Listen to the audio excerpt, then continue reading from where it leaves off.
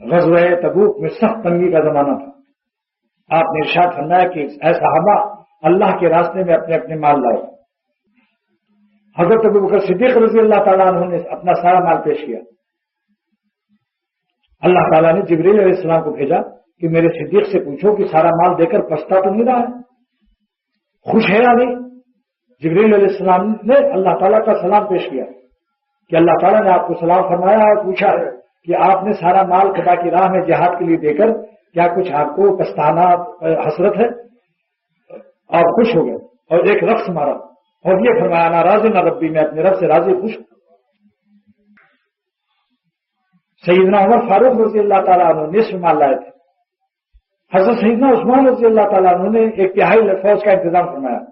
تو دنارین اس زمانے میں نوٹ نہیں تھے, ریال نہیں تھے, دراہم و دنانیر سونے چاندی کے سکے ہوا کرتے.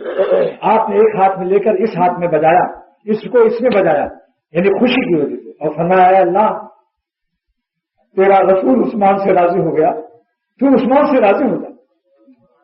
قیامت کے دن پتہ چلے گا کہ کس کا شکریہ ادا کرنا چاہیے.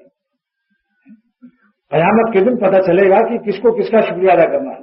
جب اپنی کرنسی زر مبادلہ اور فارن ایکسچینج اور زر مبادلہ اس کا 10 گنا ملا کر, جس نے یہاں 1000 دیا 10,000 اللہ دے گا, اور نہ جانے کتنا اور دے گا, یہ تو بالکل کم سے کم ہے.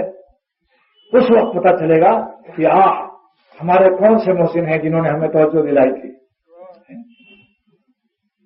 تب کہے گا کہ جزاک اللہ, اللہ تعالیٰ. بلکہ دنیا ہی میں ایسے لوگ شریف موجود ہیں جو کہتے ہیں اللہ تعالیٰ آپ کو جزا خیر دے کہ آپ نے ہمیں ایک خیر اور بھلے کام کی طرف توجہ دلائی.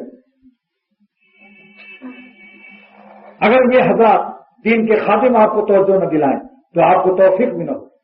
اتنا پوچھنے کا اول تو پتہ ہی نہیں چلتا. اب آپ کو ایک لطیفہ سنا دیں تب بات سمجھ میں آ جائے گی. حضرت مولانا شاہ محمد احمد صاحب رحمۃ اللہ علیہ ہم نے فرمایا کہ ایک بزرگ پیر دبوا رہے تھے.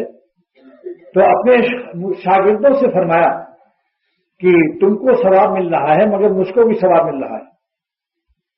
تو شاگردوں نے کہا واہ, اس میں ایک نادان تھا حضرات, واہ پیر دبانے کے مزے بھی لوٹ رہے ہیں اور ثواب بھی ملے گا آپ کو.